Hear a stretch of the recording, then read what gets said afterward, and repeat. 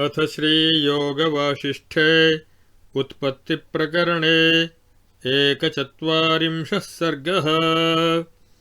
श्रीवसिष्ठोवाच तयोः प्रविष्टयोर्देव्योः पद्मसद्म बभूव तत् चन्द्रद्वयोदयोद्योतधवलोदरसुन्दरम् कोमलामलसौगन्ध्य मृदुमन्दारमारुतम् तत्प्रभावेन निद्रालु नृपेतरनराङ्गनम् सौभाग्यनन्दनोद्यानम् विद्रुतव्याधिवेदनम् सवसन्तम् वनमिव फुल्लम् प्रातीरबाम्बुजम् तयोर्देहप्रभापूरैः शशिनिष्यन्दशीतलैः आह्लादितोऽसौ बुबुधे राजोक्षित इवामृतैः आसनद्वयविश्रान्तम् सददर्शोऽप्सरोद्वयम् मेरुशृङ्गद्वये चन्द्रबिम्बद्वयमिवोदितम् निमेषमिव सञ्चिन्त्य विस्मितमना नृपः उत्तस्थौ शयनाच्छेषादिव चक्रगदाधरः परिसंयमितालम्बि माल्यहाराधराम्बरः पुष्पाहार इवोत्फुल्लम् जग्राह कुसुमाञ्जलिम् उपधानप्रदेशस्थात् स्वयं पटलकोटरात् बद्धपद्मासनो भूमौ भूत्वोवाचेदमानतः जयतां जन्मदोस्थित्य दाहदोषशशिप्रभे देव्यौ बाह्यान्तरतमो विद्रावणरविप्रभे तयोरुक्त्वेति तत्याज पादयोः कुसुमाञ्जलिम् तीरद्रुमो विकसितः पद्मिन्यो पद्मयोरिव लीलायै भूपजन्माथ वक्तुम् मन्त्रिणमीश्वरी बोधयामास पार्श्वस्थम् सङ्कल्पेन सरस्वती प्रबुद्धोऽप्सरसौ दृष्ट्वा प्रणम्य कुसुमाञ्जलिम् तयोः पादेषु सन्त्यज्य विवेश पुरतो नतः उवाच देवी हे राजन् कस्त्वं कस्य सुतः कदा इह जात इति श्रुत्वा स मन्त्री वाक्यमब्रवीत् देव्यौ युष्मत्प्रसादोऽयम् भवत्योरपि यत्पुरः वक्तुं शक्नोमि तद्देव्यौ श्रूयेतां जन्ममत्प्रभोः आसीदिक्ष्वाकुवंशोत्थो राजा राजीवलोचनः श्रीमान् कुन्दरथो नाम दोश्छायाच्छादितावनिः तस्याभूदिन्दुवदनः पुत्रो भद्ररथाभिदः तस्य विश्वरथः पुत्रस्तस्य पुत्रो बृहद्रथः तस्य सिन्धुरथः पुत्रस्तस्य शैलरथः सुतः तस्य कामरथः पुत्रस्तस्य पुत्रो महारथः तस्य विष्णुरथः पुत्रस्तस्य पुत्रो नभोरथः अयमस्मत्प्रभुस्तस्य पुत्रः पूर्णामलाकृतिः अमृतापूरितजनः क्षीरोदस्येव चन्द्रमाः महद्भिः पुण्यसम्भारैर्विदूरथ इति श्रुतः जातो मातुः सुमित्राया गौर्या गुह इवापरः पितास्य 10 वर्षस्य दत्त्वा राज्यं वनं गतः पालयत्येष भूपीठं ततः प्रभृति धर्मतः भवत्यावद्य सम्प्राप्ते फलिते सुकृतद्रुमे देव्यौ दीर्घतपः क्लेश शतैर्दुष्प्रापदर्शने इत्ययं वसुधाधीशो विदुरथ इति श्रुतः अद्य युष्मत्प्रसादेन परां पावनतां गतः इत्युक्त्वा संस्थिते तूष्णीं मन्त्रिण्यवनिपे तथा कृताञ्जलौ नतमुखे बद्धपद्मासने वनौ राजन् स्मरविवेकेन पूर्वजातिमिति स्वयं वदन्ती मूर्ध्नि पस्पर्श तं करेण सरस्वती अथ हार्दं तमो माया पद्मस्य क्षयमाययौ सुविकासं च हृदयं ज्ञप्तिस्पर्शोदये भवत् सस्मार पूर्ववृत्तान्तमन्तः स्फुरदिव स्थितम् त्यक्तदेहैकराज्यत्वं लीलाविलसितान्वितं ज्ञात्वा प्रज्ञप्तिवृत्तान्तं लीलायास्तु विजृम्भितम् आत्मोदन्तं बभूवासा गुह्यमान इवार्णवे उवाचात्मनि संसारे बत मायेयमातता परिज्ञाता प्रसादेन देव्योरिह मयाधुना राजोवाच हे देव्यौ किमिदं नाम दिनमेकं मृतस्य मे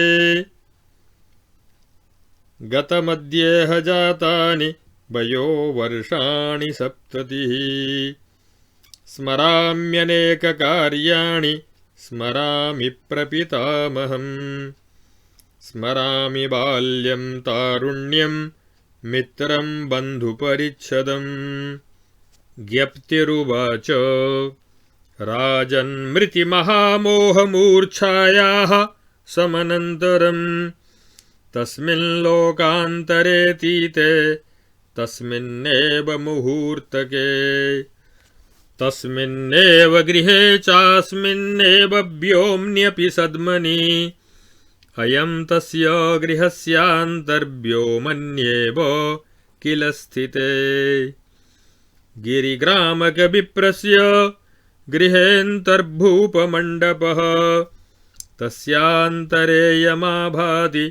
प्रत्येकं च जगद्गृहम् किल ब्राह्मणदेहान्तर्जीवस्ते मदुपास्थितः तत्रैव तस्य भूपीठं तस्मिंश्च किल मण्डपे तस्यैव च गृहस्यान्तरिदं संसारमण्डलम् तन्नैवेदं तव गृहं स्थितिमारम्भमन्थरम् तत्रैव चेतसि तव निर्मलाकाशनिर्मले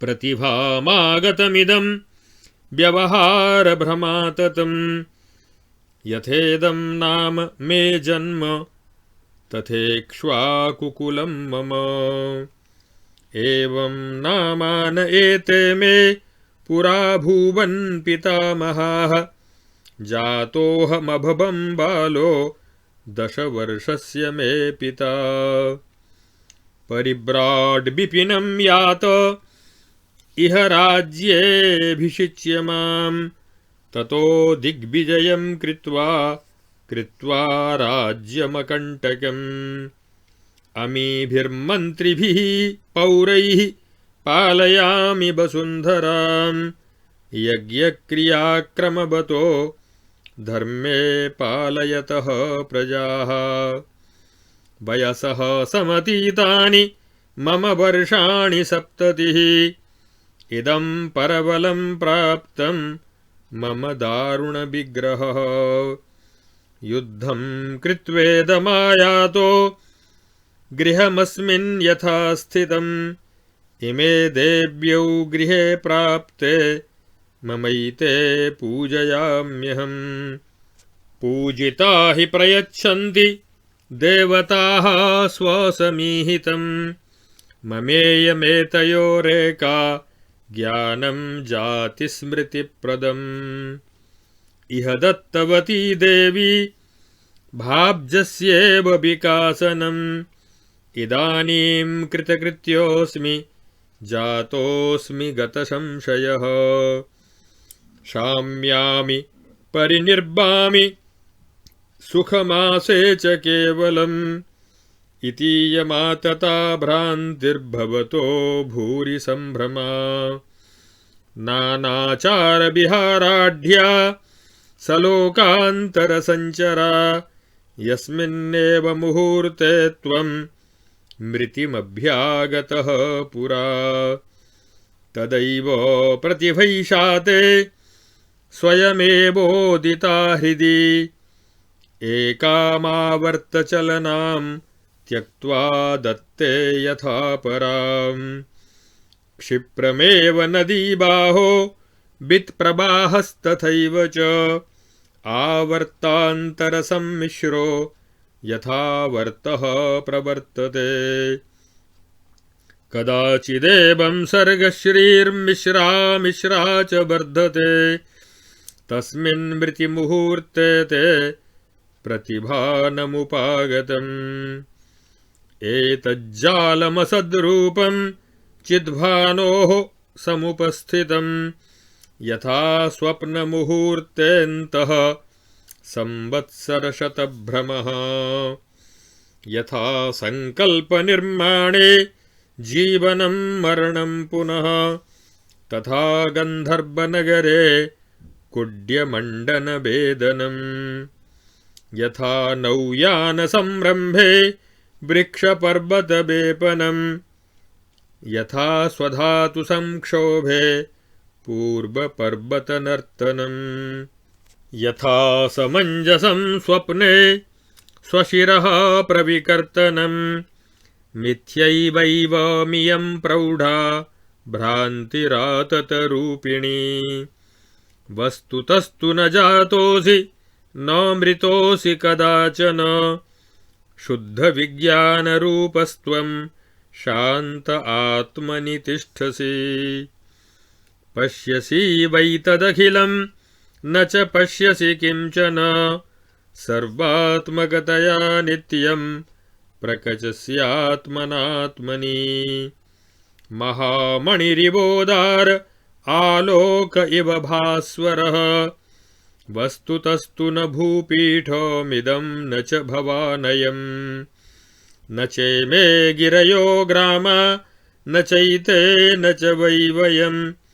गिरिग्रामकविप्रस्य मण्डपाकाशके किल।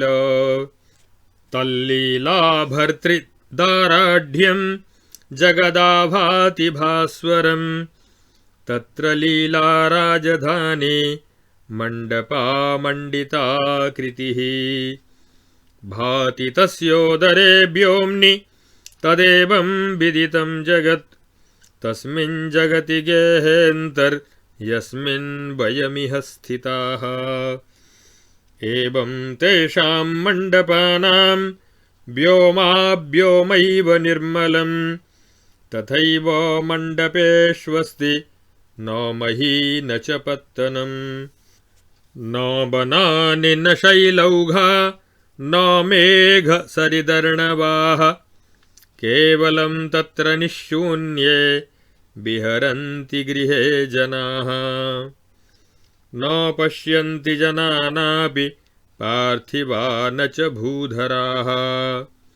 विदुरथ उवाच एवं चेत्तत्कथं देवि ममेहानुचरा इमे। सम्पन्ना आत्मना सन्ति ते किमात्मनि नोऽथवा। जाग्रत्स्वप्नार्थवद्भाति तस्य स्वप्ननरादयः। कथमात्मनि सत्याः स्युर्न सत्या वेति मे वद।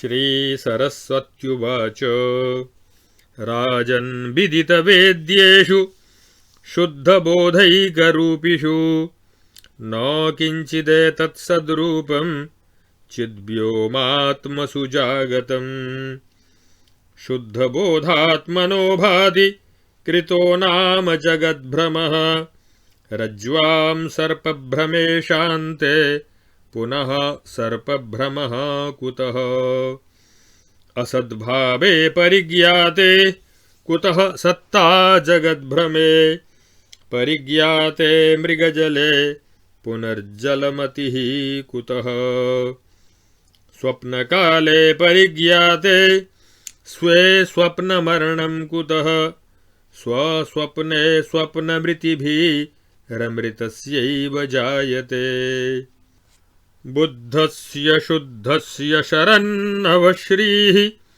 स्वच्छावदाताति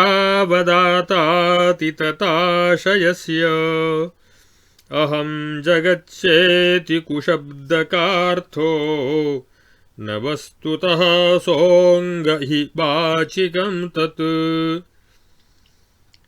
इत्युक्तवत्यथ मुनौ दिवसो जगाम सायं तनाय विधयेस्तमिनो जगाम स्नातुं सभा कृतनमस्करणा जगाम श्यामाक्षये रविकरैश्च सहा जगाम। इत्यार्षे श्रीवासिष्ठमहारामायणे वाल्मीकीये उत्पत्तिप्रकरणे लीलोपाख्याने भ्रान्तिविचारवर्णनं नाम 41 सर्गः पञ्चमदिनम्। अथ 42 सर्गः। श्रीवसिष्ठोवाच यस्त्वबुद्धमतिर्मूढो रूढो न वितते पदे वज्रसारमिदं तस्य जगदस्त्य सदेव सत् यथा बालस्य बेतालो मृतिपर्यन्तदुःखदः असदेव सदाकारं तथा मूढमते जगत् ताप एव यथा बारि मृगाणां भ्रमकारणम् असत्यमेव सत्याभं तथा मूढमतेर्जगत् यथा स्वप्नमृतिर्जन्तोरसत्या सत्यरूपिणी अर्थक्रियाकरी भाति तथा मूढधियां जगत् अभ्युत्पन्नस्य कनके कानके कटके यथा कटकज्ञप्तिरेवास्ति न मनागपि हेमधीः तथा ज्ञस्य पुरागान नगनागेन्द्रभासुरा इयं दृश्यदृगेवास्ति न त्वन्या परमार्थदृक् यथा नभसि मुक्ताली पिच्छके शोण्ड्रकादयः असत्याः सत्यतां याता भात्येवं दुर्दशां जगत् दीर्घस्वप्नमिदं विश्वं विध्यहन्तादिसंयुतम् अत्रान्ये स्वप्नपुरुषा यथा सत्यास्तथा शृणु अस्ति सर्वगतं शान्तं परमार्थघनं शुचि अचेत्यचिन्मात्रवपुः परमाकाशमाततम् तत्सर्वगं सर्वशक्ति सर्वं सर्वात्मकं स्वयं यत्र यत्र यथोदेति तथास्ते तत्र तत्र वै तेन स्वप्नपुरे द्रष्टा यान् वेत्ति पुरवासिनः नरानिति नरा एव क्षणात् तस्य भवन्ति ते यद्द्रष्टुश्चित्स्वरूपं तत् स्वप्नाकाशान्तरस्थितं स्वप्नाकाशचित्ताभं हि नरानामेति भावितम् वेदित्रित्वैक्यवशतो नरते वा बबुध्यते आत्मन्यतश्चिद्बलेन द्वयोरप्येति सत्यता। श्रीराम उवाच स्वप्नेऽपि स्वप्नपुरुषा न सत्याः स्युर्मुने यदि बद तत्को भवेद्दोषो मायामात्रशरीरिणी। श्रीवसिष्ठ उवाच स्वप्ने न पुरवास्तव्या वस्तुतः सत्यरूपिणः प्रमाणमत्र शृणु मे प्रत्यक्षं नाम नेतरत्। सर्गादावात्मभूर्भादि स्वप्नाभानुभवात्मकः तत्सङ्कल्पकलं विश्वमेव स्वप्नाभमेव तत्। एवं विश्वमिदं स्वप्नस्तत्र सत्यं भवान्मम यथैव त्वं तथैवान्ये स्वप्ने स्वप्नवरा नृणाम्। स्वप्ने नगरवास्तव्याः सत्या न स्युरिमे यदि तदिहापि तदाकारे न सत्यं मे मनागपि। यथाहं तव सत्यात्मा सत्यं सर्वो भवेन्मम स्वप्नोपलम्भे संसारे मिथः सिद्ध्यै प्रमेदृशी। संसारे विपुले स्वप्ने यथा सत्यमहं तव यथा त्वमपि मे सत्यं सर्वं स्वप्नेष्विति क्रमः। श्रीराम उवाच स्वप्नद्रष्टरि निर्निद्रे तद्द्रष्टुः स्वप्नपत्तनं सद्रूपत्वात् तथैवास्ते ममेति भगवन्मतिः।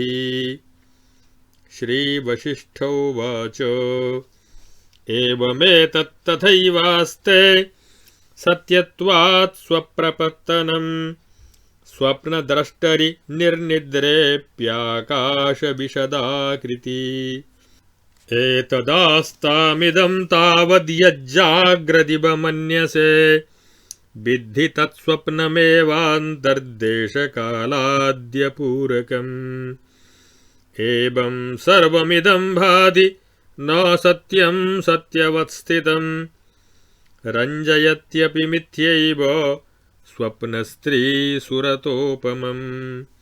सर्वत्र विद्यते सर्वं देहस्यान्तर्बहिस्तथा यत्तु वेत्ति यथा संवित्तत्तथा स्वैव पश्यति।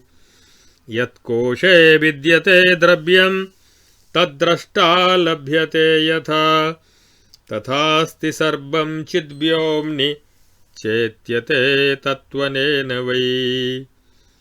अनन्तरमुवाचेदं देवी ज्ञप्तिर्विदूरधं कृत्वा बोधामृतासेकैर्विवेकाङ्कुरसुन्दरम्। एतदेव मया राजल्लीलार्थमुपवर्णितं स्वस्ति तेस्तु गमिष्यावो दृष्टा दृष्टान्तदृष्टयः। श्रीवसिष्ठ उवाच इति प्रोक्ते सरस्वत्या गिरा मधुरवर्णया उवाच वचनं धीमान् भूमिपालो विदूरथः। विदूरथ उवाच ममापि दर्शनं देवि मोघं भवति नार्थिनी महाफलप्रदायास्तु कथं तव भविष्यति। अहं देहं समुत्सृज्य लोकान्तरमितो परं निजमायामि हे देवि स्वप्नात् स्वप्नान्तरं यथा। पश्यादिशाशु मां मातः प्रपन्नं शरणागतं भक्तेव हेला वरदे महतां न विराजते। यं प्रदेशमहं यामि तमेवायात्वयं मम मन्त्री कुमारी चैवेयं बालेति कुरु मे दयाम्। श्रीसरस्वत्युवाच आगच्छ राज्यमुचितार्थविलासचारु प्राग्जन्ममण्डलपते कुरु निर्विशङ्कम् अस्माभिरर्थिजनकामनिराकृतिर्हि दृष्टा न काचन कदाचिदपीति विद्धि। इत्यार्षे श्रीवासिष्ठमहारामायणे वाल्मीकीये उत्पत्तिप्रकरणे लीलोपाख्याने स्वप्नपुरुष सत्यत्वनिरूपणं नाम 24 सर्गः। अथ 43 सर्गः।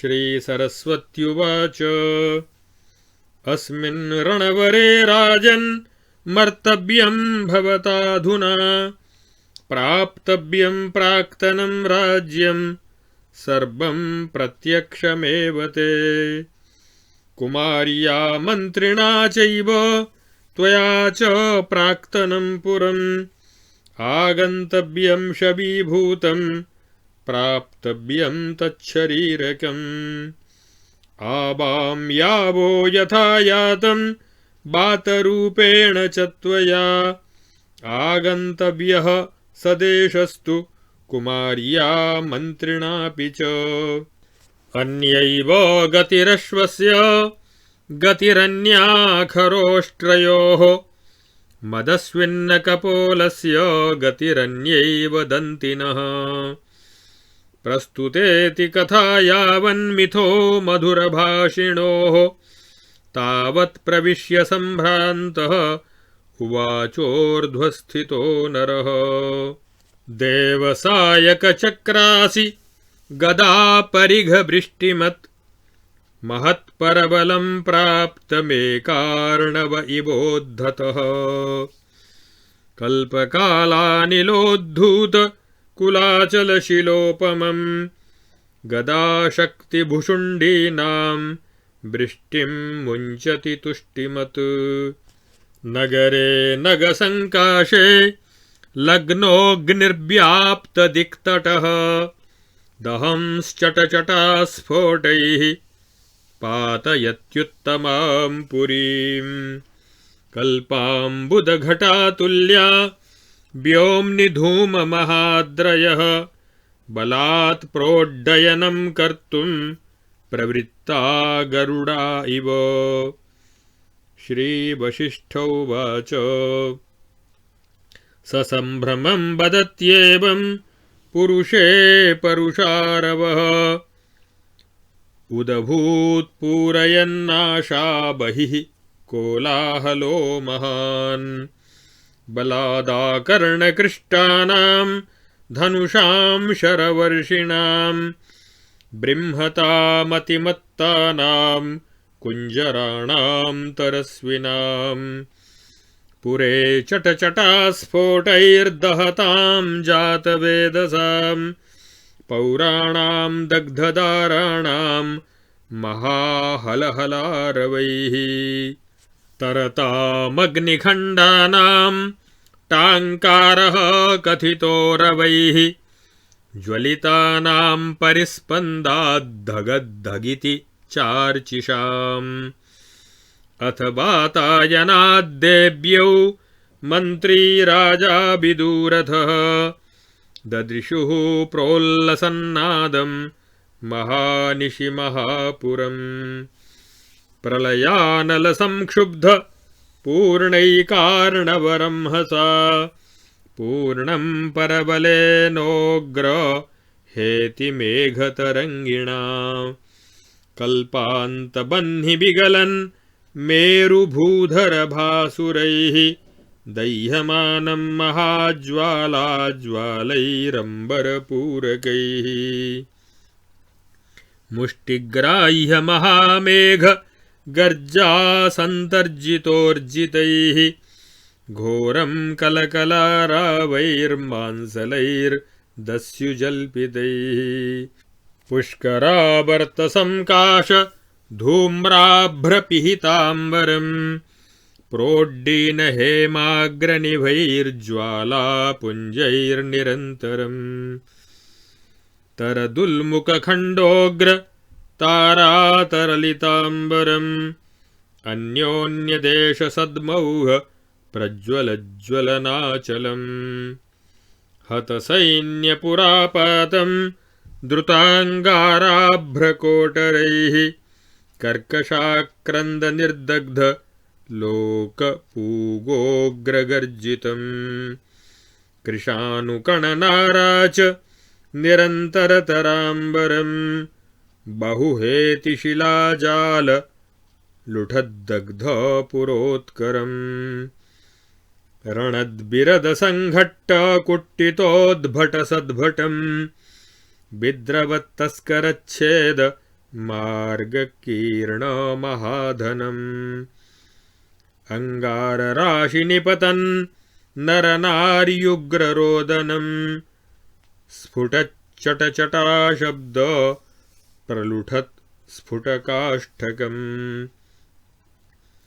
विपुलालातचक्रौघ शतसूर्यनभस्थलम् अंगारशिखिराकीर्ण समस्तवसुधातलम् दग्धाग्निकाष्ठक्रेङ्कारणज्वलनवैणवम् दग्ध जन्तुघनाक्रन्द रुदत् सकलसैनिकम् पांसुशेषात्तराजश्रीवृद्धतृप्तहुताशनम् सकलग्रसनारम्भ सोद्योगाग्निमहाशनम् यदृच्छात् कारणात्कार कठिनाग्निरटद्गृहम् अनन्तजन्तुभोज्यान्न बह्नि भुक्तेन्धनस्पृहम् अथ शुश्राव तत्रासौ गिरो राजा विदूरथः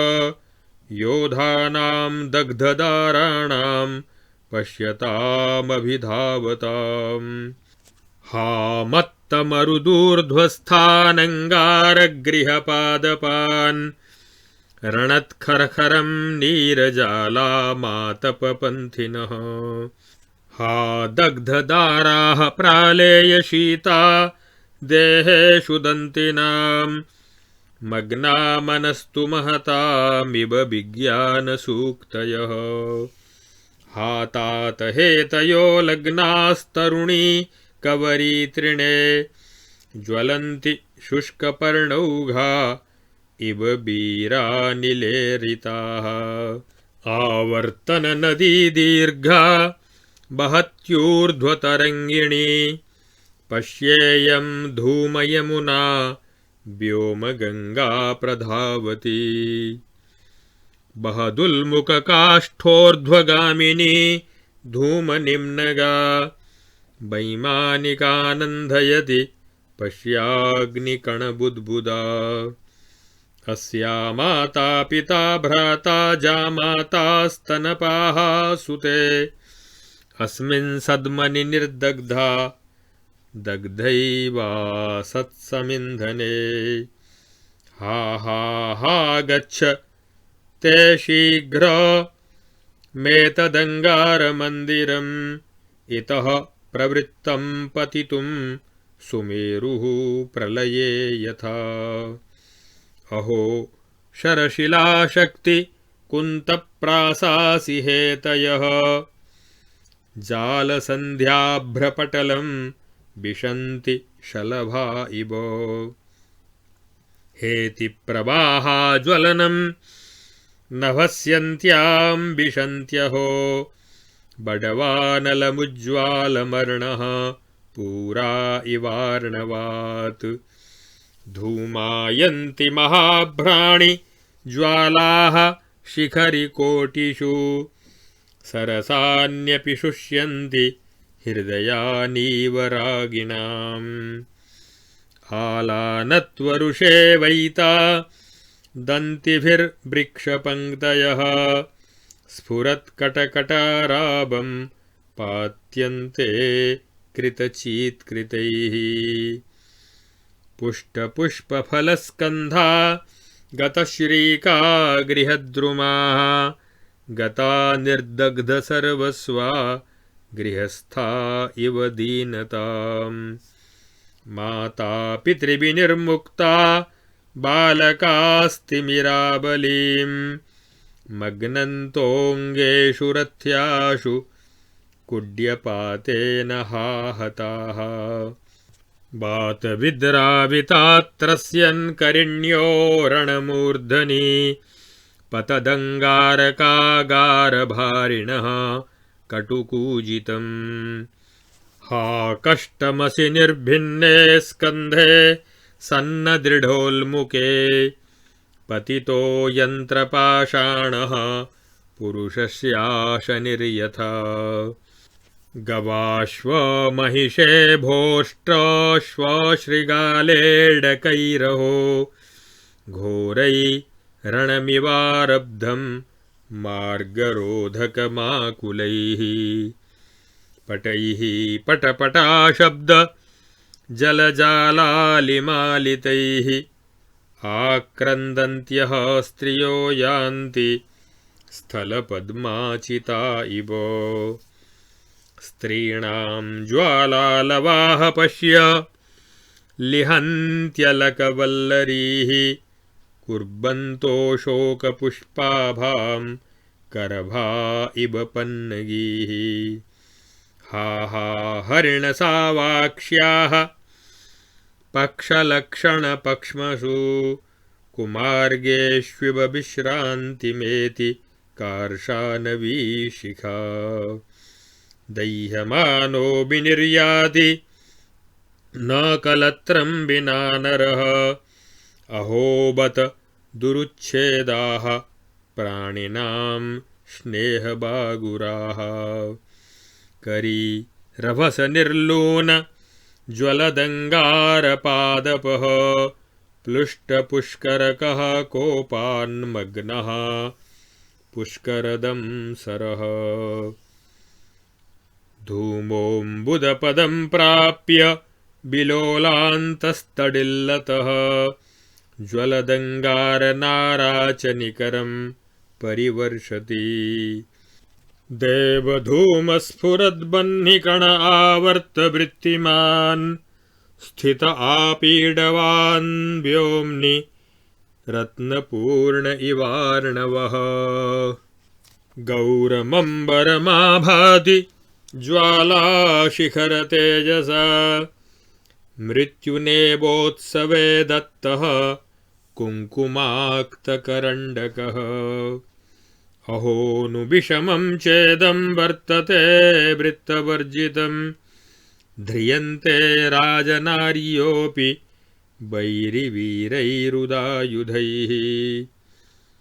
लोलास्त्रग्दामकुसुमैर्मार्गप्राकारकारकैः अर्धनिर्दग्धकवरीकीर्णवक्षस्थलस्तनाः आलोलाम्बरसंलक्ष्य नितम्बजघनस्थलाः पतन्माणिक्यबलयो वलितावनिमण्डलाः छिन्नहारलताजालविकीर्णामलमौक्तिकाः दृष्टादृष्टस्तनश्रेणी पार्श्वोद्यत्कनकप्रभाः कुररीकर्कशाक्रन्द मन्दीकृतरणारवाः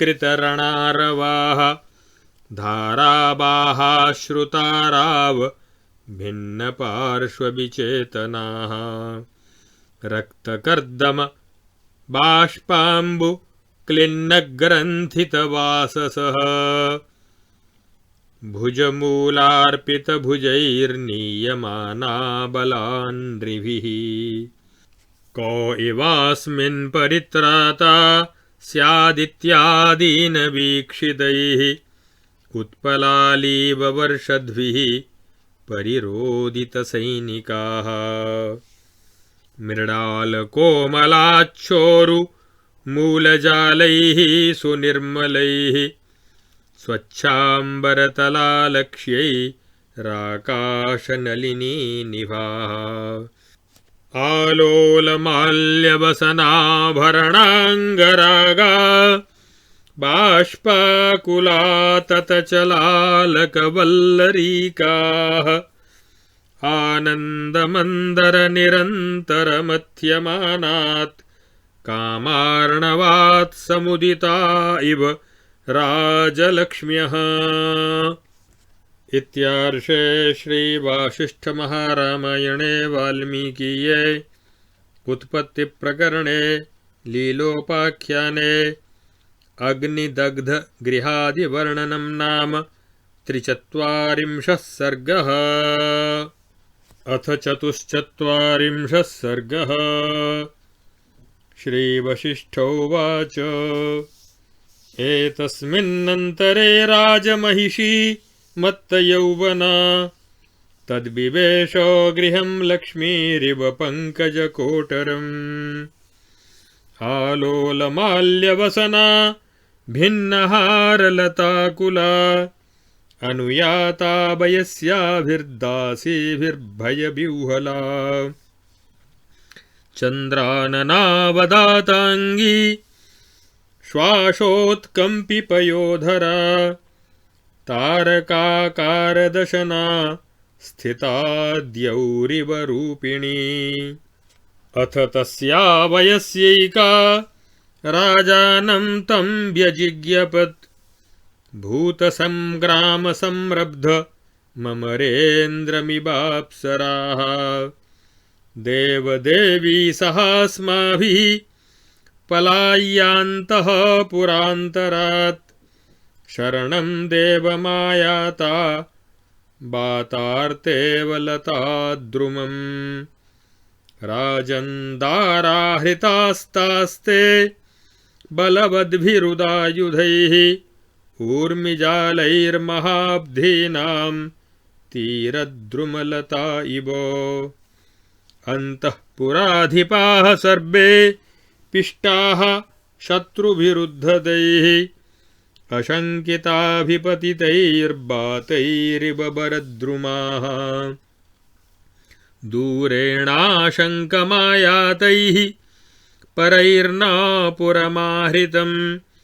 रात्रौ वर्षाश्विवोद्घोषैः कमलानीव बारिभिः धूमं वर्षद्भिरुन्नादैर्लेलिहानोग्रहेतिभिः बह्निभिर्नापुरं प्राप्तं परयोधैश्च भूरिभिः परिवारैर्विलासिन्यो देव्य आहृत्य मूर्धजैः आक्रन्दन्त्यो बलान्नीताः कुरर्य इव धीवरैः इति नो येयमायाता शाखा प्रसरशालिनी आपत्तामलमुद्धर्तुं देवस्यैवास्ति शक्तता इत्याकर्ण्यावलोक्यासौ देव्यौ युद्धाय याम्यतः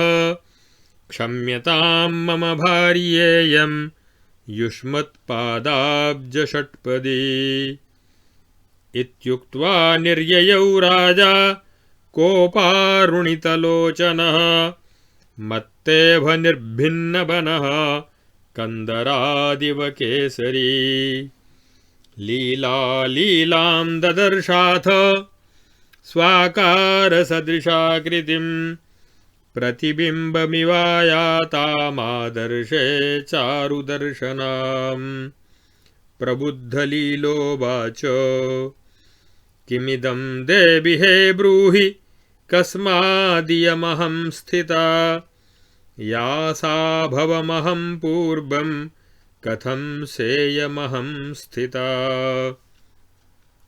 मन्त्रिप्रभृतयः पौरा योधाः सबलवाहनाः सर्व एव त एवेमे स्थितास्तत्र तथैव ते तत्रापीह च हे देवि सर्वे कथमवस्थिताः बहिरन्तश्च मुकुरे इवैते किं प्रचेतनाः श्रीदेव्युवाच यथा ज्ञप्तिरुदेत्यन्तस्तथानुभवति क्षणात् चितिश्चेत्यार्थतामेति चित्तं चित्तार्थतामिव यादृगर्थं जगद्रूपं तत्रैवोदेति तत्क्षणात् न देशकालदीर्घत्वं न वैचित्र्यं पदार्थजम्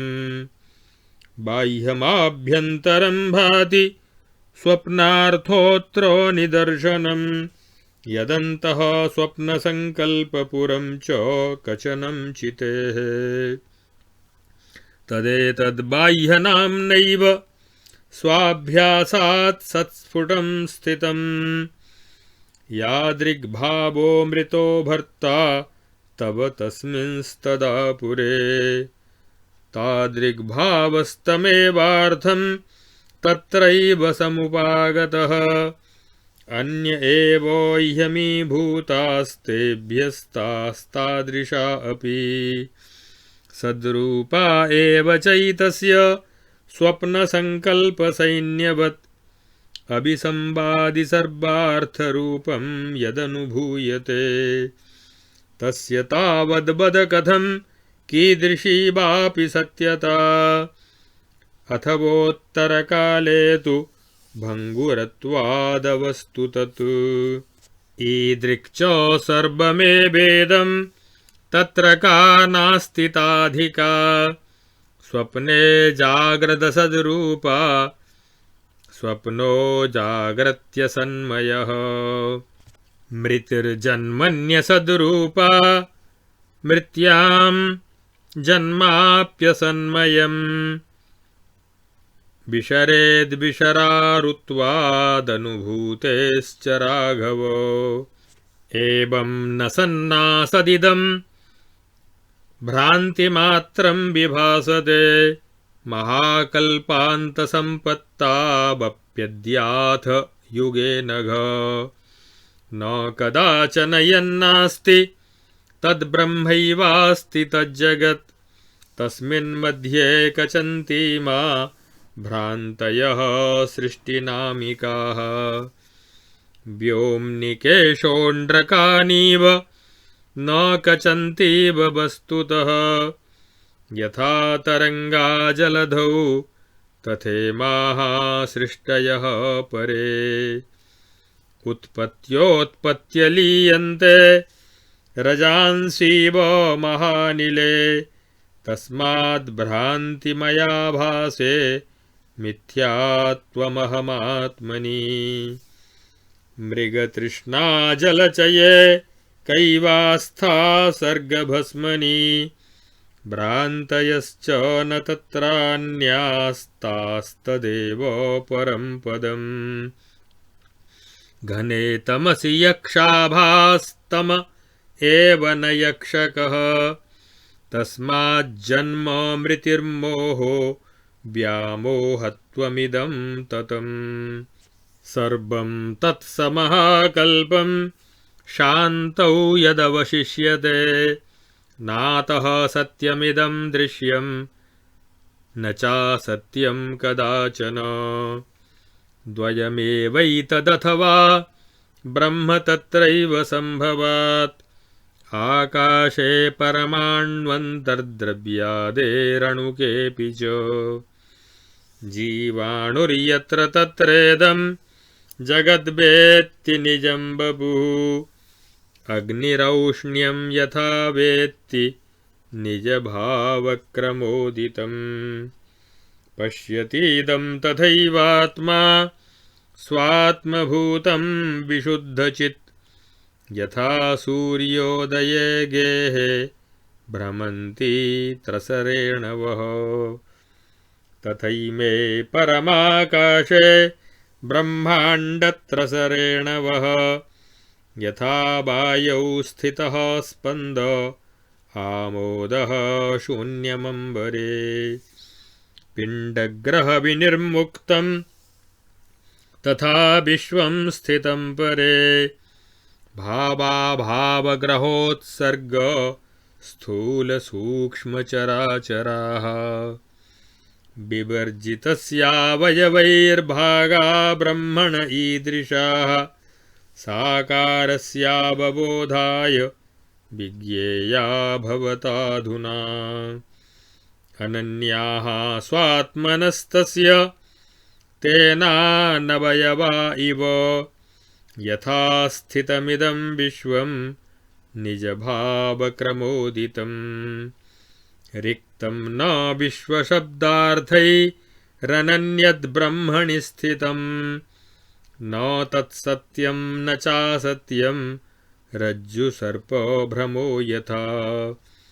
मिथ्यानुभूतितः सत्यमसत्यं सत्परीक्षितं परमं कारणं चित्वा जीवत्वमिति चेत्यलम्।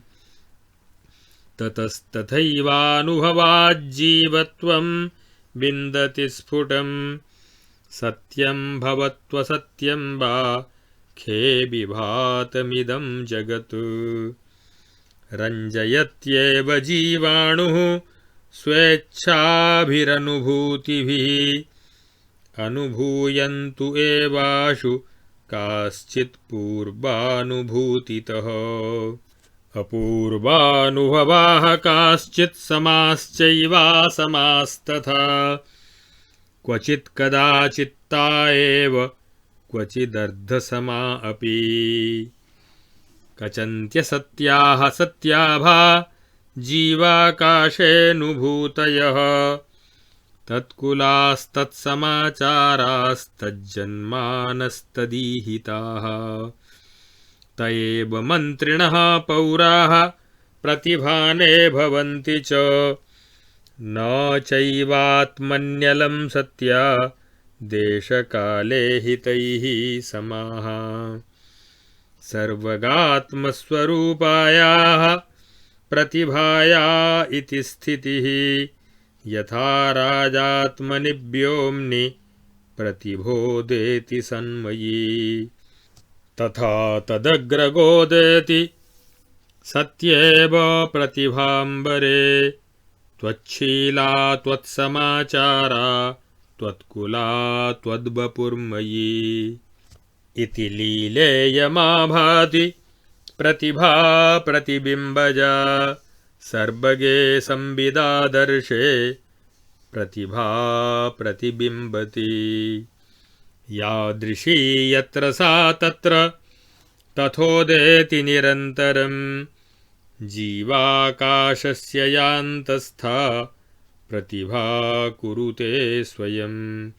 सा बहिश्च चिदादर्शे प्रतिबिम्बादियं स्थिता। एषा त्वमम्बरमहं भुवनं धरा च राजेति सर्वमहमेव विभातमात्रं। चिद्व्योमबिल्वजठरं विदुरङ्गविद्धि त्वं तेन शान्तमलमास्व यथा स्थितेः। इत्यार्षे श्रीवासिष्ठमहारामायणे मोक्षोपाये उत्पत्तिप्रकरणे लीलोपाख्याने अग्निदाह रात्रियुद्धे जगद्ब्रह्मवर्णनं नाम 44 सर्गः। अथ 45 सर्गः। श्रीसरस्वत्युवाच विदुरथस्ते भर्तैष तनुं त्यक्त्वा रणाङ्गणे तदेवान्तःपुरं प्राप्य तादृगात्मा भविष्यति। श्रीवसिष्ठोवाच इत्याकर्ण्यवचो देव्या लीला सा तत्पुरास्पदा। पुरः प्रौहा स्थितोवाच वचनं विहिताञ्जलिः। द्वितीयलीलोवाच देवी भगवती ज्ञप्तिर्नित्यमेवार्चिता मया। स्वप्ने संदर्शनं देवी सा ददाति निशासु मे। सा यादृश्येव देवेशि तादृश्येव त्वमम्बिके। तन्मे कृपणकारुण्याद् वरं देहि वरानने। श्रीवसिष्ठोवाच इत्युक्ता सा तदा ज्ञप्तिः स्मृत्वा तद्भक्तिभावनम् इदं प्रसन्ना प्रोवाच तां लीलां तत्पुरास्पदाम्। श्रीदेव्युवाच अनन्यया भावनया यावज्जीवमजीर्णया परितुष्टास्मि ते वत्से गृहाणाभिमतं वरम्। तद्देशलीलोवाच रणाद्देहं परित्यज्य यत्र तिष्ठति मे पतिः अनेनैव शरीरेण तत्र स्यामेतदङ्गना। श्रीदेव्युवाच एवमस्तु त्वया विघ्नं पूजितास्मि सुते चिरम् अनन्यभावया भूरि पुष्पधूपसपर्यया। श्रीवसिष्ठोवाच अथ तद्देशलीलायां फुल्लायां तद्वरोदयात् पूर्वलीलाब्रवीद्देवीं संदेहलुलिताशया। पूर्वलीलोवाच ये सत्यकामाः सन्त्येवं संकल्पा ब्रह्मरूपिणः त्वादृशाः सर्वमेवाशु तेषां सिद्ध्यत्यभीप्सितम्। तत्तेनैव शरीरेण किमर्थं नाहमीश्वरी लोकान्तरमिदं नीता तं गिरिग्रामकं वद। श्रीदेव्युवाच न किञ्चित् कस्यचिदहं करोमि वरवर्णिनी सर्वं सम्पादयत्याशु स्वयं जीवः स्वमीहितम्। अहं हितं रटे ज्ञप्तिः संविन्मात्राधिदेवता प्रत्येकमस्ति चिच्छक्तिर्जीवशक्तिस्वरूपिणी। जीवस्योदेति या शक्तिर्यस्य यस्य यथा यथा भाति तत्फलदा नित्यं तस्य तस्य तथा तथा। मां समाराधयन्त्यास्तु जीवशक्तिस्तवोदिता तदा भवद्यदीहस्यां मुक्तास्मीति चिरं तदा। तेन तेन प्रकारेण त्वं मया सम्प्रबोधिता तया युक्त्यामलं भावं नीतासि वरवर्णिनी। अनयैवं भावनया बोधितासि चिरं तदा तमेवार्थं प्राप्तवती सदा स्वचिति शक्तितः।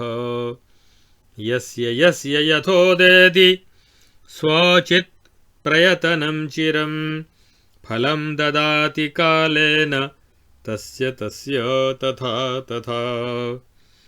तपो वा देवता वापि भूत्वास्यैव चिदन्यथा फलं ददात्यथ स्वैरं नभः फलनिपातवत्। स्वसंविद्यतनादन्यन्न किञ्चिच्च कदाचन फलं ददाति तेनाशु यथेच्छसि तथा कुरु। चिद्भाव एव ननु सर्गगतोऽन्तरात्मा यच्चेतति प्रयतते च तदैति तच्छ्रीः। रम्यं ह्यरम्यमथ वेति विचारयस्व यत्पावनं तदवबुध्य तदन्तरास्व।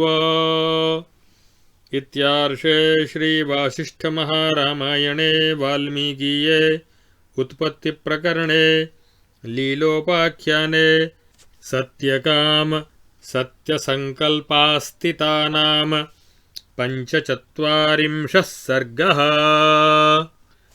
अब 41 से 45वें सर्ग में राजा पद्म के भवन में सरस्वती और लीला का प्रवेश और राजा द्वारा उनका पूजन, मंत्री द्वारा राजा का जन्म वृत्तांत का वर्णन, राजा विदुरथ और सरस्वती देवी की बातचीत, वशिष्ठ जी द्वारा अज्ञानावस्था में जगत और स्वप्न की सत्यता का वर्णन, सरस्वती द्वारा विदुरथ को वर प्रदान, नगर पर शत्रुओं का आक्रमण और नगर की दुरवस्था का कथन तथा भयभीत हुई राजमहिषी का राजा की शरण में आना तथा लीला को दूसरे बररूप राजा पद्म की प्राप्ति, इन सब विषयों का वर्णन इन सर्गों में किया गया है।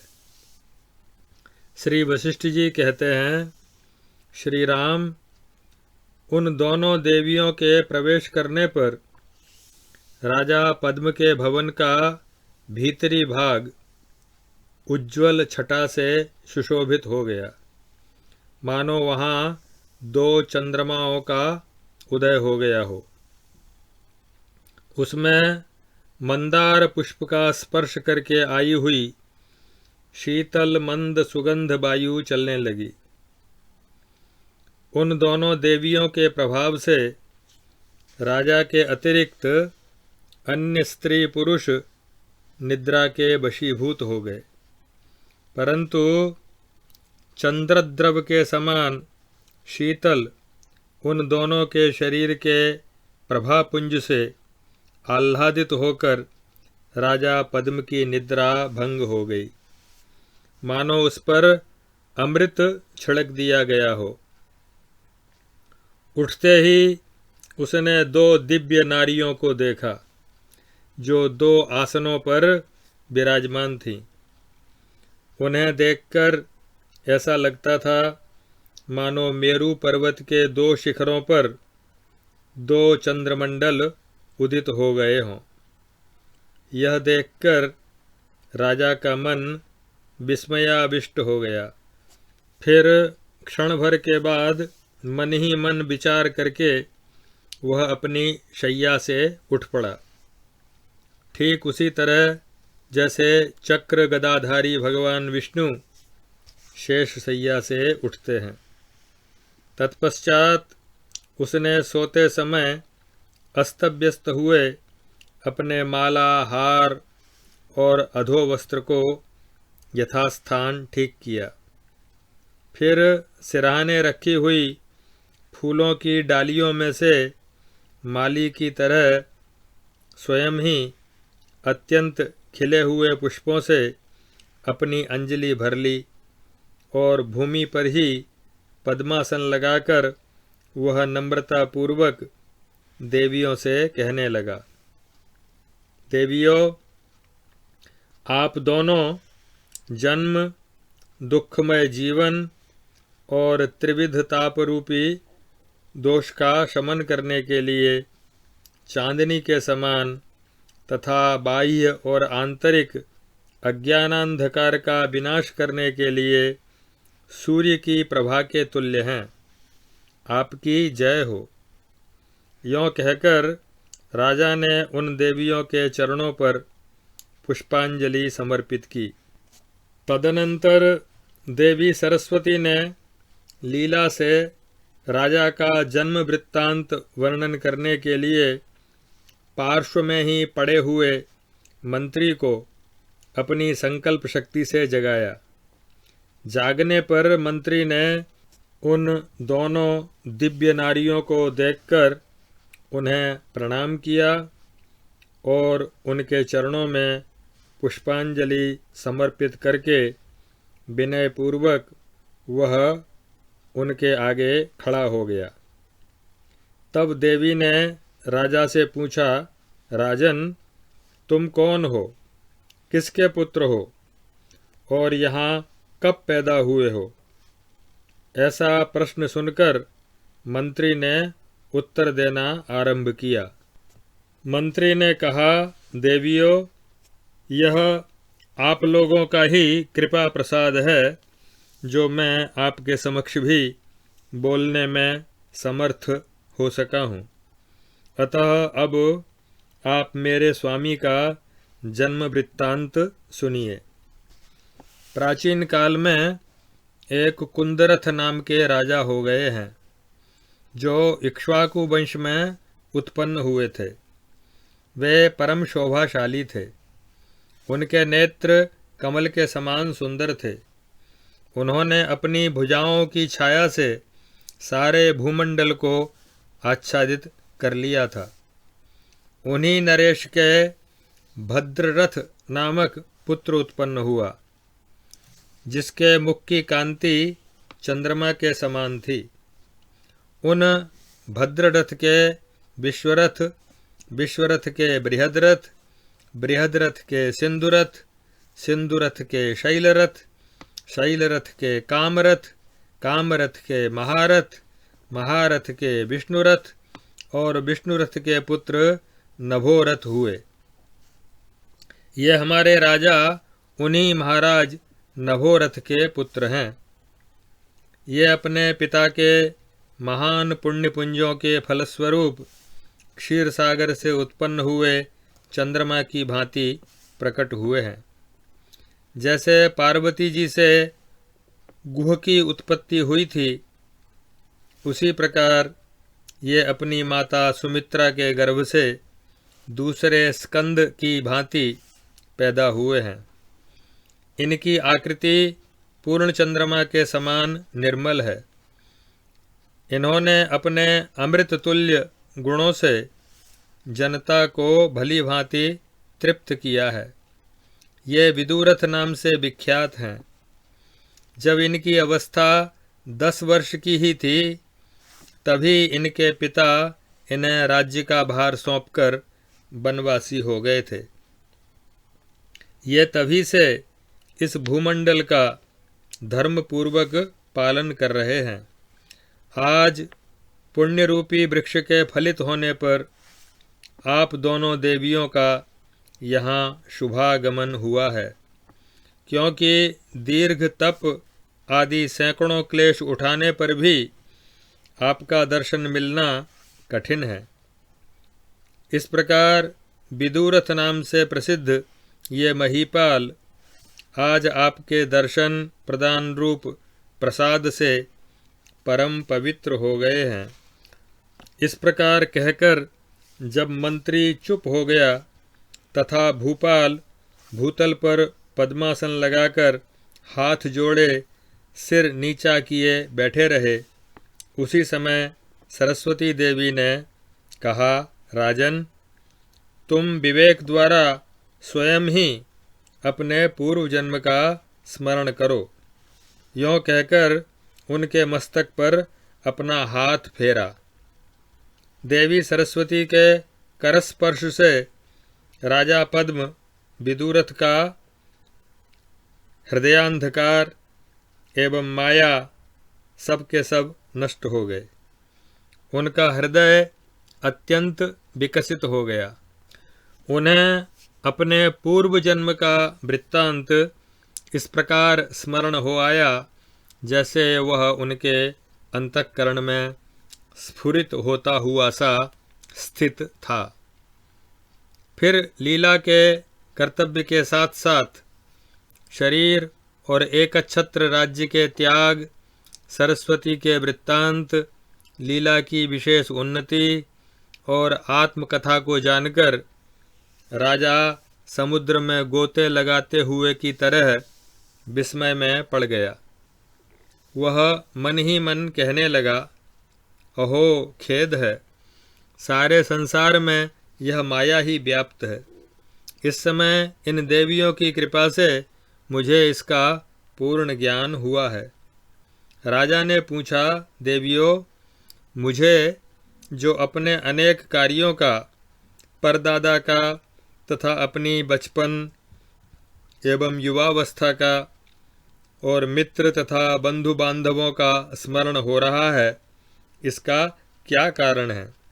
सरस्वती देवी ने कहा, राजन, मृत्यु रूपी महामोहमयी मूर्छा के अनंतर उसी मुहूर्त में गिरिग्राम निवासी उस ब्राह्मण के घर के भीतर आकाश में ही स्थित गृह के मध्य भाग में जो मंडप है, उसी के अंदर तुम्हारा यह जन्मादि दृश्य प्रपंच आभासित हो रहा है।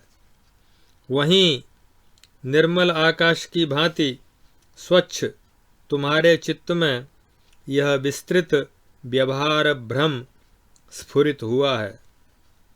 यह मेरा जन्म हुआ, इक्ष्वाकु वंश ही मेरा कुल है। पूर्व काल में मेरे ये पितामह आदि इस नाम वाले हुए थे। मैं पैदा हुआ और जब मैं 10 वर्ष का बालक था तभी मेरे पिता इस राज्य पर मेरा अभिषेक करके स्वयं परिव्राजक होकर वन को चले गए। तदनंतर मैंने दिग्विजय करके अपने राज्य को निष्कंटक बनाया। फिर इन मंत्रियों तथा पूर्ववासियों के साथ पृथ्वी का पालन करता रहा हूँ। यज्ञ कर्मों का अनुष्ठान तथा धर्मपूर्वक प्रजा का पालन करते मेरी आयु के 70 वर्ष व्यतीत हो चुके हैं। इस समय इस शत्रु सेना ने मुझ पर आक्रमण किया और उसके साथ मेरा भयंकर युद्ध हुआ। युद्ध करके मैं अपने घर लौट आया हूँ और यहाँ पूर्ववत स्थित हूँ। ये दोनों देवियाँ मेरे घर पधारी हैं और मैं इनका पूजन कर रहा हूँ, क्योंकि पूजित होने पर देवता मनोभिलषित पदार्थ प्रदान करते हैं। जैसे सूर्य की प्रभा मुकुलित कमल को विकसित कर देती है, उसी तरह इन दोनों में से एक देवी ने मुझे यहाँ ऐसा ज्ञान प्रदान किया है जो पूर्व जन्म की स्मृति को जगाने वाला है। अब मैं कृतकृत्य हो गया हूँ और मेरे सभी संशय नष्ट हो गए हैं। मैं शांति लाभ करूँगा, परम निर्वाण को प्राप्त होऊंगा और केवल सुख स्वरूप होकर स्थित होऊंगा। इस प्रकार तुम्हारी यह भ्रांति, जो बहुसंख्यक संदेहों से युक्त, नाना प्रकार के आचार विचारों से संपन्न और लोकांतर में गमन करने वाली है, विस्तार को प्राप्त हुई है। पहले जिस मुहूर्त में तुम मृत्यु को प्राप्त हुए थे, उसी समय यह प्रतिभा अपने आप तुम्हारे हृदय में आविर्भूत हुई थी। जैसे नदी का प्रवाह उठे हुए एक आवर्त को त्याग कर तुरंत ही दूसरा धारण कर लेता है, उसी प्रकार चित्त प्रवाह भी एक कल्पना सृष्टि का त्याग करके दूसरी कल्पना सृष्टि करता रहता है। जैसे आवर्त कभी दूसरे आवर्त से संयुक्त होकर और कभी पृथक ही प्रवृत्त होता है, उसी तरह यह सृष्टि भी कभी दूसरे से संबंधित और कभी स्वतंत्र ही आगे बढ़ती रहती है। उस समय मृत्यु क्षण में चिद्भानुस्वरूप तुम्हारी प्रतिभा में प्रतिभासित असत रूप यह जगत जाल उसी तरह उपस्थित हुआ है। जैसे स्वप्न के एक ही मुहूर्त के अंदर सैकड़ों वर्षों का भ्रम हो जाता है, वास्तव में न तो तुम कभी पैदा हुए हो और न कभी तुम्हारी मृत्यु ही हुई है। तुम तो शुद्ध विज्ञान स्वरूप हो और अपने शांत आत्मा में स्थित हो। यह सारा प्रपंच तुम्हें दृश्य जैसा प्रतीत हो रहा है, वस्तुतः तुम कुछ नहीं देख रहे हो, बल्कि निर्मल महामणि तथा भासमान सूर्य आदि के समान तुम अपने आत्मा में अपने आप नित्य सर्वात्म भाव से प्रदीप्त हो रहे हो। वस्तुतः न यह भूतल सत है, न प्रत्यक्ष दिखाई देने वाला यह विदूरथ देह यह सत है, और न ये पर्वत, ग्राम और तुम्हारे शत्रु मित्र तथा हम लोग ही सत हैं। राजन, जिन्हें ज्ञातव्य वस्तुओं का ज्ञान हो चुका है तथा जो एकमात्र शुद्ध बोधस्वरूप हैं, ऐसे पुरुषों के मन में यह कोई भी सांसारिक पदार्थ सत नहीं है। भला जिसका आत्मा शुद्ध ज्ञान से संपन्न है, उसे जगत की भ्रांति कहाँ से हो सकती है। जैसे रस्सी का ज्ञान हो जाने पर जब उसमें सर्प का भ्रम मिट जाता है, तब पुनः उसमें सर्प की भ्रांति नहीं होती। उसी तरह जगत भ्रम के असद भाव का पूर्ण ज्ञान हो जाने पर फिर उसकी सत्ता कहाँ से टिक सकेगी। मृगमरीचिका का यथार्थ ज्ञान हो जाने पर पुनः उसमें जल बुद्धि कैसे हो सकती है। उसी तरह स्वप्नावस्था में घटित हुआ अपना मरण जागृत अवस्था में अपने स्वरूप का ज्ञान हो जाने पर कैसे सत्य हो सकता है। शरतकालीन निर्मल आकाश की शोभा के समान जिसका हृदय स्वच्छ, निर्मल और अत्यंत विस्तृत है, उस शुद्ध तत्ववेत्ता पुरुष की बुद्धि में अहम और जगत की प्रतीति तुच्छ शब्दार्थ की द्योतक है। यह वास्तविक नहीं है, केवल वाचिक व्यवहार मात्र है। महर्षि के यों कथा कहते कहते दिन समाप्त हो गया। भगवान भास्कर अस्ताचल की ओर प्रस्थित हो गए और मुनिमंडली महर्षि को नमस्कार करके सायंकालिक विधि संपन्न करने के लिए स्नानार्थ चली गई। रात्रि बीतने पर सूर्योदय होते होते पुनः मुनिमंडली एक साथ सभा में उपस्थित हुई। श्री वशिष्ठ जी कहते हैं, राघव, जिसकी बुद्धि में ज्ञान का उदय नहीं हुआ है तथा जिसकी परमात्म तत्व में दृढ़ स्थिति नहीं है, अतएव जो मोहग्रस्त है, उसके लिए यह जगत असत होते हुए भी सत जैसा प्रतीत होता है। जैसे मरुस्थल में सूर्य का ताप ही मृगों के लिए जल की भ्रांति का कारण बन जाता है, उसी तरह ही उन मृगों जैसे मनुष्यों के लिए ही जल की भ्रांति का जगत सत्य सा भासित होता है। जैसे प्राणी की स्वप्न मृत्यु जो बिल्कुल असत्य है, फिर भी सत्य जैसी प्रतीत होकर शोक, रुदन आदि कार्य करा देती है, उसी तरह जिनकी बुद्धि मोहाच्छन्न है, उन पुरुषों के लिए यह जगत शोकप्रद होता है। जो कटक कुंडल आदि में व्याप्त सुवर्ण के ज्ञान से अनभिज्ञ हैं, उनको जैसे स्वर्ण निर्मित कड़े में कड़ा का ही ज्ञान होता है, सुवर्ण नहीं दिखता, उसमें उसकी थोड़ी सी भी सुवर्ण बुद्धि नहीं होती। उसी प्रकार अज्ञानी की यह नगर, गृह, पर्वत, गजराज आदि से प्रकाशित होने वाली दृश्य की दृष्टि ही है, दूसरी जो परमार्थ दृष्टि है वो नहीं होती। श्री राम जी ने पूछा, मुने, यदि केवल माया स्वरूप स्वप्न में कल्पित स्वप्न पुरुष सत्य न भी हो तो क्या दोष होगा, यह बतलाइए। श्री वशिष्ठ जी ने कहा, राघव, स्वप्न में देखे गए नगर निवासी वस्तुतः सत्य नहीं है। इस विषय में मैं तुम्हें प्रत्यक्ष प्रमाण बतलाता हूँ, सुनो। अन्य प्रमाणों से जानने की आवश्यकता नहीं है। सृष्टि के आदि में स्वयंभू ब्रह्मा स्वयं ही स्वप्न तुल्य अनुभव से संपन्न दिखाई देते हैं, अतः उनके संकल्प से उत्पन्न हुआ यह विश्व भी स्वप्न सदृश ही है। इस प्रकार यह विश्व भी स्वप्न है। उसमें जैसे मेरी दृष्टि में तुम सत्य हो, उसी तरह अन्य लोग भी तुम्हारी और मेरी दृष्टि से सत्य हैं, एवं अन्य मनुष्यों की भी अपने अपने अनुभव के अनुसार स्वप्न के विषय में सत्यता सिद्ध है।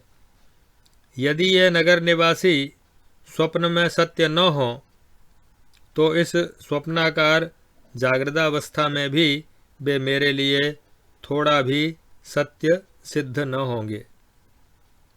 इसलिए तुम्हारी दृष्टि में जैसे मैं सत्यात्मा हूँ, उसी तरह मेरी दृष्टि में सब सत्य है, क्योंकि स्वप्न तुल्य संसार में पदार्थों की परस्पर सिद्धि के लिए ऐसी ही नीति है। इस महान स्वप्न रूपी संसार में जैसे तुम्हारी दृष्टि में मैं सत्य हूँ और मेरी दृष्टि में तुम सत्य हो, उसी तरह सभी सत्य है। यही सारे स्वप्नों में न्याय है।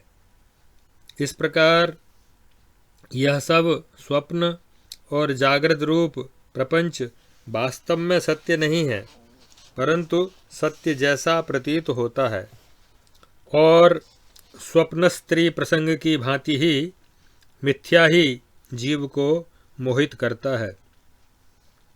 सभी वस्तुएं देह के बाहर तथा भीतर सर्वत्र वर्तमान है। ज्ञान वृत्ति जिसे जैसा जानती है, उसे उसी तरह स्वयं ही देखती है। जैसे कोष में जो धन मौजूद रहता है, उसे उसका दृष्टा प्राप्त करता है, उसी तरह चेतना का स्वरूप परमात्मा में सब कुछ स्थित है, और वही परमात्मा उसका अनुभव करता है। अस्तु। तदनंतर देवी सरस्वती ने विदुरथ को ज्ञानामृत के सिंचन से विवेक रूपी सुंदर अंकुर से संयुक्त करके उनसे इस प्रकार कहा, राजन, यह पूर्वोक्त तत्वज्ञान मैंने लीला की प्रसन्नता के लिए तुमसे वर्णन किया। लीला ने भी जगन मिथ्यात्व की दृष्टांतभूत तुम्हारी दृष्टियां देख ली हैं, अतः तुम्हारा कल्याण हो। अब हम दोनों यहाँ से जाना चाहती हैं। श्री वशिष्ठ जी कहते हैं, रघुनंदन, मधुर अक्षरों से युक्त वाणी द्वारा सरस्वती जी के यों कहने पर बुद्धिमान राजा विदुरथ ने इस प्रकार कहा। विदुरथ बोले, देवी, मुझ साधारण मनुष्य का भी यदि किसी याचक को दर्शन हो जाए तो वह निष्फल नहीं जाता। फिर आप तो महान फल प्रदान करने वाली हैं, आपका दर्शन व्यर्थ कैसे हो सकता है। हे देवी, जैसे स्वप्न देखता हुआ मनुष्य उस स्वप्न को छोड़कर दूसरा स्वप्न देखने लगता है, उसी तरह मैं अपनी इस देह का परित्याग करके यहाँ दूसरे लोक में जाऊँगा। माता, मैं आपकी शरण में आया हूँ। आप मुझ शरणागत को करुणापूर्ण दृष्टि से देखिए और शीघ्र ही मेरी प्रार्थित वस्तु प्रदान कीजिए। माँ, मुझ पर ऐसी कृपा कीजिए कि मैं जिस लोक में जाऊं, वही लोक मेरे इस मंत्री और इस कुमारी कन्या को भी प्राप्त हो।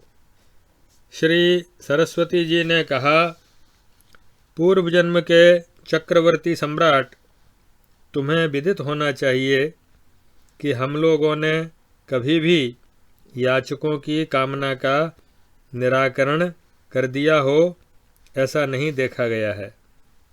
अतः आओ और लीला की भक्ति और भाग्य के अनुरूप पदार्थों की समृद्धि से सुंदर इस राज्य का निर्भय होकर उपभोग करो। राजन, इस समय इस भीषण संग्राम में तुम्हारी मृत्यु निश्चित है। और तुम्हें तुम्हारा प्राचीन राज्य प्राप्त होगा। यह सब प्रत्यक्ष तुम्हारी आंखों के सामने ही होगा। कुमारी कन्या को, मंत्री को और तुमको शबरूप शरीर प्राप्त करके उस प्राचीन नगर में आना होगा। अब हम दोनों जैसे आई थीं वैसे ही लौट जा रही हैं, परंतु कुमारी कन्या को, मंत्री को और तुम्हें मृत्यु को प्राप्त होकर वायु रूप से अर्थात सूक्ष्म देह से उस प्रदेश में आना चाहिए। देवी सरस्वती और राजा दोनों ही मधुरभाषी थे। उनमें परस्पर वार्तालाप हो ही रहा था, तब तक राजमहल के ऊर्ध्वभाग में बैठकर नगर की देखभाल करने वाला मनुष्य भयभीत होकर राजा के पास आकर कहने लगा, देव, ज्वार भाटा से संयुक्त महासागर की भांति बाण, चक्र, खड्ग, गदा और परिघ की वर्षा करने वाली एक विशाल शत्रु सेना आ पहुंची है। वह अत्यंत उत्साह से संपन्न है और प्रलय काल की वायु से उड़ाए गए कुल पर्वतों की शिलाओं के समान भयंकर गदा, शक्ति और भुषुंडियों की वर्षा कर रही है। साथ ही इस पर्वताकार नगर में आग लग गई है, जिसने चारों दिशाओं को व्याप्त कर लिया है। वह चट चट शब्द के साथ इस उत्तम नगरी को जलाती हुई नष्ट भ्रष्ट कर रही है। श्री वशिष्ठ जी कहते हैं, रघुकुल भूषण राम, वह पुरुष भयभीत होकर राजा से यों कह ही रहा था, तब तक बाहर कठोर शब्दों से युक्त महान कोलाहल होने लगा, जो अपने भीषण शब्द से सारी दिशाओं को व्याप्त कर रहा था। वह कोलाहल बलपूर्वक कान तक खींचकर बाणों की वर्षा करने वाले धनुषों की टंकार से तथा जिनकी स्त्री और बच्चे जल गए थे, उन पूर्ववासियों के महान हाहाकार से, जलती हुई लपटों के परिस्पंदन से उत्पन्न होते हुए चट चट एवं टूटकर गिरते हुए अंगारों के शब्द से व्याप्त था। तब सरस्वती और लीला दोनों देवियों ने एवं मंत्री और राजा विदुरथ ने उस घोर रात्रि के समय राजमहल के झरोके से झांककर उस विशाल नगर की ओर दृष्टिपात किया, जो तुमुल नाद से गूंज रहा था। उस समय वह नगर प्रलयाग्नि से विक्षुब्ध हुए महासागर के सदृश वेग वाले तथा भयंकर अस्त्र रूपी तरंगों से व्याप्त शत्रु सैन्य से खचाखच भरा था और प्रलयकालीन अग्नि की ज्वाला से पिघलते हुए मेरु पर्वत के सदृश कांतिमान एवं गगनचुंबी महान ज्वाला समूहों से भस्म हो रहा था। उस नगर को लूटते समय लुटेरे दूसरों को डराने धमकाने के लिए महान मेघ की गर्जना के समान डांट रहे थे। उनके उस भीषण कोलाहल से वह नगर भयानक लग रहा था। तदनंतर राजा विदुरथ ने अपने योद्धाओं का तथा उन लोगों का जिनका देखते ही देखते स्त्री पुत्र आदि सर्वस्व स्वाहा हो गया था, इसलिए वे इधर उधर दौड़ लगा रहे थे, करुण क्रंदन कर रहे थे। वो सब सुना और कहा, अहो, यह तो सदाचार से हीन महान अनुचित कार्य हो रहा है, जो शस्त्रधारी शत्रु सैनिक राजरानियों को भी पकड़ रहे हैं। इसी बीच में जैसे लक्ष्मी कमल कोश में प्रविष्ट होती है, उसी तरह राजमहिषी ने, जो यौवन के मद से उन्मत्त हो रही थी, राजा आदि द्वारा अधिष्ठित उस गृह में प्रवेश किया। उस समय वह हार के छिन्न भिन्न हो जाने से व्याकुल एवं भय से घबराई हुई थी। उसके पुष्पहार और वस्त्र जोर जोर से हिल रहे थे तथा सखियां और दासियां उसके पीछे पीछे चल रही थीं। वहां पहुंचकर जैसे कोई अप्सरा संग्राम में संलग्न हुए देवराज इंद्र से निवेदन करे, उसी तरह उसकी एक सखी राजा विदुरथ से निवेदन करने लगी। सखी ने कहा, देव, महारानी हम लोगों के साथ अंतःपुर से भागकर आपकी शरण में आई हैं। ठीक उसी तरह जैसे झंझावात से पीड़ित लता वृक्ष का सहारा ग्रहण करती है। राजन, जैसे महासागर की लहरियां तटवर्ती वृक्षों पर लिपटी हुई लताओं को अपने साथ समेट ले जाती हैं, उसी तरह अस्त्र शस्त्रों से सुसज्जित उन बलवान शत्रुओं ने आपकी अन्यान्य रानियों का अपहरण कर लिया है। अचानक आधमके हुए उन उद्दंड शत्रुओं ने आंधी द्वारा नष्ट भ्रष्ट किए गए बड़े बड़े वृक्षों की भांति अंतःपुर के सभी संरक्षकों को चकनाचूर कर दिया है। इस प्रकार हम लोगों को जो यह विविध प्रकार की विपत्ति ने आ घेरा है, उसका सर्वथा निवारण करने के लिए आप ही समर्थ हैं, आपकी ही सामर्थ्य है। यह सुनकर राजा ने दोनों देवियों की ओर देखकर कहा, देवियों, अब मैं युद्ध के लिए जाता हूँ, अतः आप मुझे क्षमा करें। अब मेरी यह भार्या आप लोगों के चरण कमलों की भ्रमरी बनेगी, अर्थात आपके चरणों की सेवा करेगी। यों कहकर राजा विदुरथ, जिनके नेत्र क्रोधवश लाल हो गए थे, उसी प्रकार राजभवन से बाहर निकला जैसे मदमत्त गजराज द्वारा बन के छिन्न भिन्न कर दिए जाने पर सिंह अपनी गुफा से बाहर निकलता है। तदनंतर प्रबुद्ध लीला ने अपनी ही रूपरेखा के तुल्य आकृति वाली सुंदरी लीला को दर्पण में प्रतिबिंबित हुई सी देखा और कहा। प्रबुद्ध लीला ने पूछा, देवी, किस कारण से मैं यह हो गई? पहले मैं जो थी वही मैं इस रूप में कैसे स्थित हूँ? इसका क्या रहस्य है? यह मुझे बतलाने की कृपा कीजिए।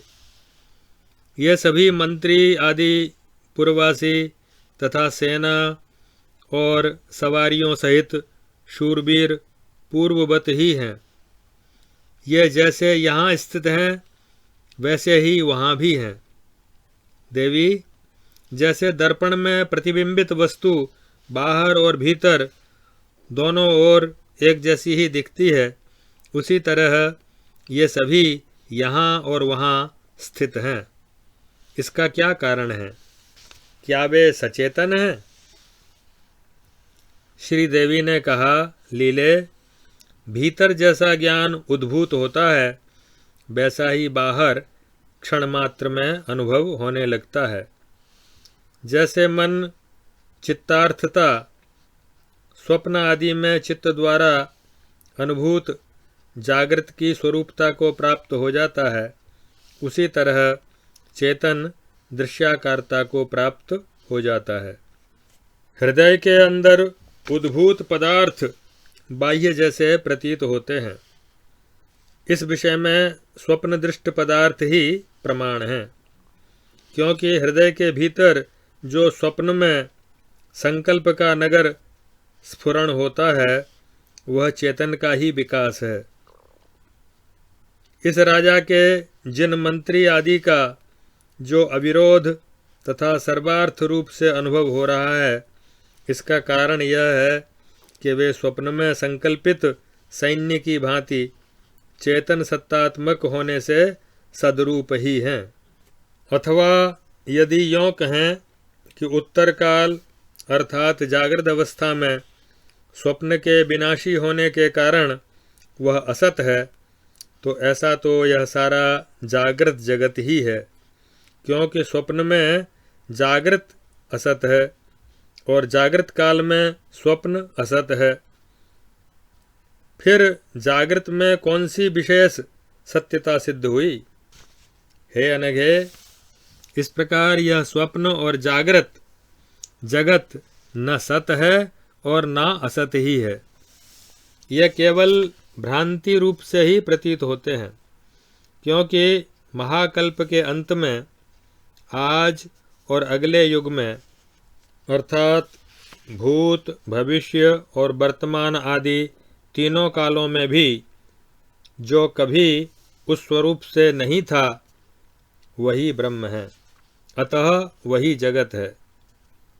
उस ब्रह्म स्वरूप जगत में ये सृष्टि नाम वाली भ्रांतियाँ विकसित होती हैं, पर वास्तव में विकसित सी नहीं दिखती, क्योंकि जैसे महासागर में लहरें उठती हैं उसी तरह ये सृष्टियाँ परब्रह्म में उत्पन्न होकर पुनः आंधी में घुले मिले हुए धूलिकणों की भांति उसी परब्रह्म में विलीन हो जाती हैं।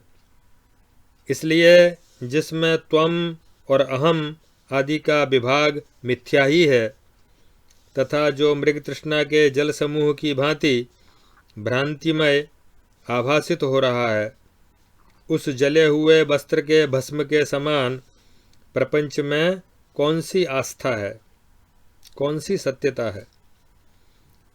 इस सारे प्रपंच के शांत हो जाने पर जो अवशिष्ट रहता है वही ब्रह्म है।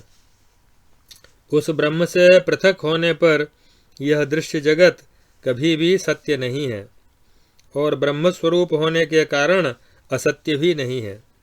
तत्पश्चात उसी तरह का अनुभव होने के कारण यह स्पष्ट रूप से जीव भाव को प्राप्त होता है।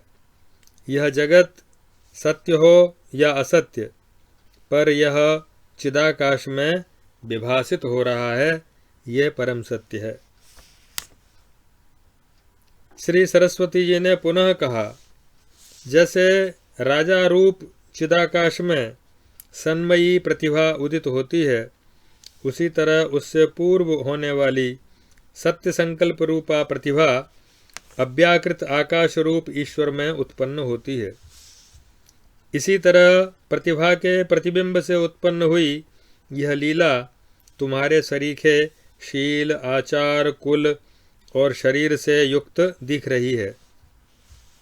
सर्वव्यापक ज्ञान वृत्ति रूप दर्पण में जैसी प्रतिभा प्रतिबिंबित होती है, वह जहाँ जिस रूप में उत्पन्न होती है वहाँ निरंतर उसी रूप में प्रकट होती है। अंतर्यामी ईश्वर की जो प्रतिभा भीतर वर्तमान है वही स्वयं बाहर भी कार्य करती है। इसलिए चिन्मय दर्पण में प्रतिबिंबित होने के कारण यह तुम्हारे ही समान स्थित है। लीले, इस विषय में तुम ऐसा समझो कि यह आकाश और उसके भीतर भुवन, उसके अंतर्गत पृथ्वी और उस पर यह तुम और मैं और राजा, यों जो कुछ भी प्रतीत हो रहा है वह सब का सब ब्रह्मरूप से मैं ही हूँ। इस कारण तुम स्वरूप में स्थित होकर पूर्ण रूप से शांत हो जाओ। तुम्हारा पति यह विदुरथ रणांगण में शरीर का त्याग करके उसी अंतःपुर में पहुंचकर राजा पद्म के रूप में उत्पन्न होगा। श्री वशिष्ठ जी कहते हैं, रघुनंदन, देवी की यह बात सुनकर उस नगर में रहने वाली लीला हाथ जोड़कर देवी के आगे खड़ी हो गई और भक्ति विनम्र होकर बोली। द्वितीय लीला ने कहा, देवेशी, मैंने नित्य ही भगवती सरस्वती देवी की अर्चा पूजा की है, और वे देवी रात्रि के समय स्वप्न में मुझे दर्शन दिया करती हैं। हे अंबिके, उन देवी का जैसा आकार प्रकार है वैसा ही आपका भी है। हे सुमुखी, आप दीनों पर करुणा करने वाली हैं, अतः मुझे वर प्रदान कीजिए। श्री वशिष्ठ जी कहते हैं, श्री राम लीला के ऐसा कहने पर भगवती सरस्वती उस समय उसके भक्तिपूर्वक किए गए ध्यान पूजन का स्मरण करके प्रसन्न हो गईं और उस नगर निवासिनी लीला से यों बोली। श्री देवी जी ने कहा, वत्से, जीवन पर्यंत की गई तुम्हारी अनन्य भक्ति से जो कभी भी शिथिल नहीं हुई है, मैं परम संतुष्ट हूँ। अतः तुम मुझसे अपना मनोभिलषित वरदान ग्रहण करो। तब वह नगर निवासिनी लीला बोली, देवी, मेरे पतिदेव रणभूमि में शरीर का परित्याग करके जहाँ स्थित होंगे, मैं भी इसी शरीर से वहाँ उनकी पत्नी हो जाऊं। श्री देवी जी ने कहा, पुत्री, तुमने चिरकाल तक अनन्य भक्ति भाव से पुष्प धूप दीप गंध नैवेद्य आदि द्वारा प्रचुर पूजन सामग्रियों द्वारा मेरी निर्विघ्न पूजा की है, इसलिए एवमस्तु, तुम्हारी कामना पूर्ण हो। श्री वशिष्ठ जी कहते हैं, राघव, तदनंतर जब उस वर प्राप्ति से तद्देशवासिनी लीला हर्षोत्फुल्ल हो रही थी, उसी समय पूर्व लीला ने, जिसका हृदय संदेह के दोले में बैठकर झूल रहा था, देवी से कहा। पूर्व लीला बोली, ऐश्वर्यशालिनी देवी, जो आपके सदृश सत्य कामना एवं सत्य संकल्प वाले हैं, अतएव जो ब्रह्मस्वरूप हो गए हैं, उनका सारा मनोरथ जब शीघ्र ही सिद्ध हो जाता है, तब यह बतलाइए कि आपने मुझे किस लिए इस शरीर से गिरिग्रामक नाम वाले उस लोकांतर में नहीं पहुंचाया। तब श्री देवी जी ने कहा, सुंदरी, मैं किसी का कुछ नहीं करती, बल्कि जीव स्वयं ही अपनी समस्त अभिलाषाओं का शीघ्र ही संपादन कर लेता है, क्योंकि प्रत्येक जीव में जीव शक्ति स्वरूपा चेतन शक्ति वर्तमान है। इसलिए जिस जिस जीव की जो शक्ति जिस जिस रूप में प्रकट होती है, वह उसी उसी रूप में उस जीव को सदा तदनुरूप फल प्रदान करती हुई सी प्रतीत होती है। जिस समय तुम मेरी सम्यक प्रकार से आराधना कर रही थीं, उस समय चिरकाल तक तुम्हारे मन में जो जीव शक्ति उत्पन्न हुई थी, उसकी कामना थी कि यदि इसी जन्म में मैं मुक्त हो जाती तो अच्छा होता। अतः उत्तम रूप रंग वाली लीले उसी उसी प्रकार से मैंने तुम्हें भली भांति समझाया है, और उसी युक्ति द्वारा तुम इस निर्मल भाव को प्राप्त हुई हो।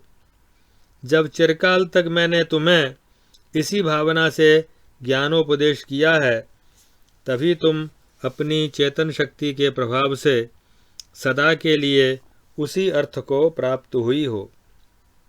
क्योंकि जिस जिसका चिरकाल तक जैसा अपनी चेतना शक्ति का प्रयत्न होता है, वह समयानुसार उसको वैसा ही फल प्रदान करता है।